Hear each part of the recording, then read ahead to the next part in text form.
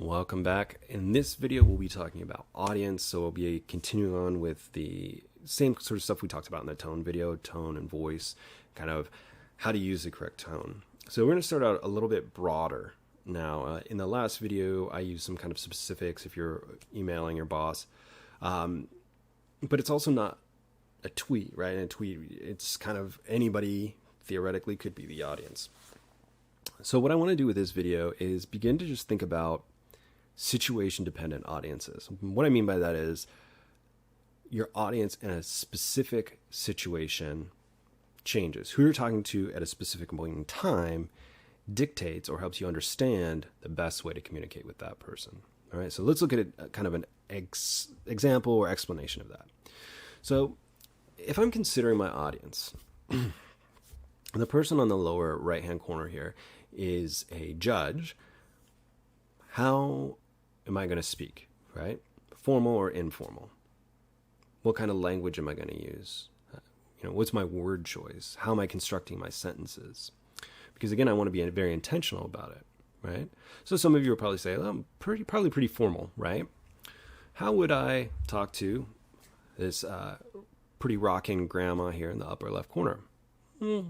Might say maybe a little bit more relaxed, a little bit more chill, right? I'm just talking to grandma. We've got a good relationship. Depending on your grandma, maybe you curse, maybe you don't curse, maybe you make off-color jokes, maybe you don't. Maybe grandma plays, World of Warcraft, and you can talk about that. So it all depends, right? But in juxtaposition to the judge, we maybe in this case have a closer relationship with this person, and it's a little bit more casual. And here's another one, right? Our biker friend here, all tatted up, right? He's got some sweet hair, some sweet sunglasses. How are we going to talk to this person, right? What words are we going to use? Again, what sentence structure? What context do we need to provide? Now, again, it depends. If our motorcycle friend here has 2 PhDs and, an IQ of 150, it's going to change things. Now, I put this picture in there because of our natural assumptions about people based on these things, which I think is fascinating as well and something to take into consideration. And the last one I want to look at here is this police officer, right? So again, if the police officer is my audience, how would you recommend that I talk to this person? Formal? Informal? Now, to put another sort of spin on this, does it depend on situation? Sure, of course it does.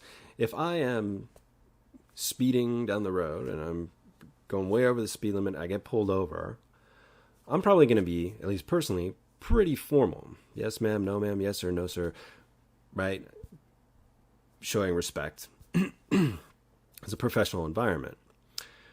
If, however, this police officer is behind me in the coffee shop line and I'm just talking, I might be a little bit more informal, right? A number of years ago, I was at a coffee shop and a motorcycle cop came in, and I was just curious about the bike he was riding because it looked different from ones I'd seen before, and I'm kind of just curious in general.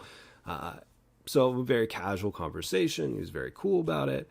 But yeah, if I pulled out of there and, was doing donuts and driving recklessly, that conversation, the tone would change, even though the person hasn't changed, the situation has changed. And I think in a business environment, much like in a professional or educational environment, we have to be very aware of what the appropriate tone is considering the audience in a certain situation. If that makes sense. Okay. So think about other situations in your life, in your real life, your experiences, where awareness of audience might be important. Now, as a sort of sidebar, some of you might be familiar with the idea of code switching, which is where an individual speaker might change their word, their tone, their sentence structure, jargon, slang, however they speak, dependent on who they're talking to. Right. And code switching is highly contextual and highly influenced by audience. Now, as you think about the work we do here, and we're not necessarily writing academic papers. One of the nice things about this class is that we're really focused on practical application, right? Emails, cover letters, resumes, things like that. And so to that extent, with the assignments, what you'll see is I've included a little note about who your audience is. And I've tried to be very specific there. Try and get away from the thought of your instructor as your sole audience, right? Try and think instead of your instructor as a stand-in for future audiences. And to that extent, if you do not know who your specific audience is, you don't know them, you've never met them, they're just a name on a screen, consider the following 4 things, right? Which I think is a good rule of thumb as a starting point. They're reasonably well educated or informed. They're curious about what you have to tell them. They're willing to listen to logic and reason, but they may not necessarily be in agreement with your views. Now, I'm sure that some of you have had this experience as well. I've definitely had the experience of talking to somebody, maybe at an event, maybe in a social situation, where because of some facet of who I am, what I look like, or how I speak, or what I'm wearing, or what I'm doing, they might assume certain things about me. My favorite example of this was a number of years ago when my older daughter was looking at preschools. I went with her to took her to a sort of tour of a local preschool.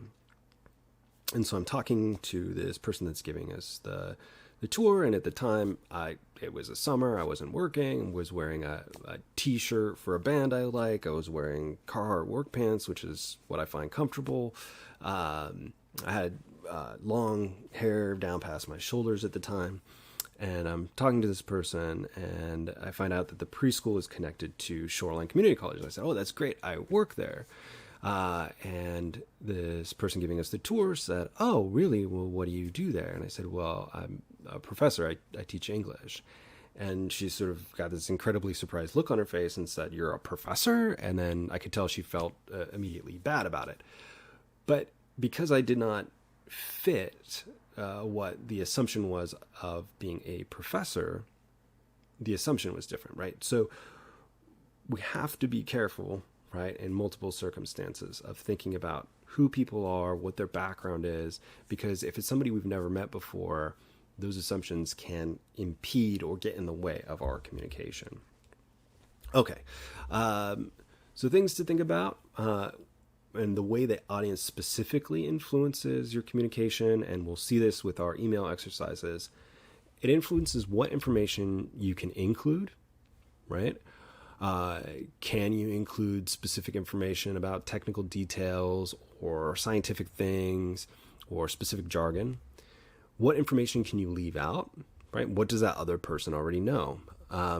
For example, I don't have to tell my wife what kind of car I drive. She knows. It can influence how complex or simple our ideas are. How much detail can we go into? And also, again, tone, so wording and word choice. So I'm going to skip forward here. So bear with me as I jump through a couple of things here. Because I want to get to the heart of kind of a different matter. And we've already gone through some of these things. So let's focus just on business correspondence. Again, my interest here is in keeping these videos relatively short. So who are you writing, like in a business correspondence, who are you writing to, right? Are you writing to your boss, a peer, someone on a team you oversee, a customer, a client, right? Who are we writing to, right? How well do you know that person, right? Do you have a more casual relationship with that person, a more professional relationship? What does the person know about the context in the situation, right? For example, the dean here at Shoreline that oversees the department I work in knows that I teach English or business writing, but doesn't know necessarily what specific things I do, right? Because the content might be different from somebody else's course. Also, what is the specific information that they need to know, right? Now, again, I think we've all probably talked to people who tend to bombard us with a lot of information that's unnecessary. And during a conversation or during reading an email, you're wondering, why is this important to me? It's easier to kind of go off on those tangents, I think, in spoken communication than in written communication, because hopefully in written communication, we're being far more intentional. We're saying, this information is not specific information that they need to know, right? So we're thinking about, in this case, different levels of how we're constructing a message. We're thinking about who we're speaking to, and that helps dictate or influence our word choice, sentence structure, things like that. And we're also thinking about the situation. What do they need to know? How much do they need to know? And we're thinking about kind of next steps, right? Because usually in business correspondence, it's intended to move something forward, right? Like, I need you to do this. I need you to send this report. I need you to contact this person, right? So all of this will serve as groundwork for our email assignments. And we'll talk a little bit more about an ideal structure. We'll talk a little bit more about how to approach those things. But remember that tone and voice expand through all aspects of writing and really all aspects of communication. So the more that we can sensitize ourselves to those things, the better off we'll be in the long run. All right. Questions, comments, concerns, jokes, memes, recipes, let me know. Otherwise, I'll talk to you all later.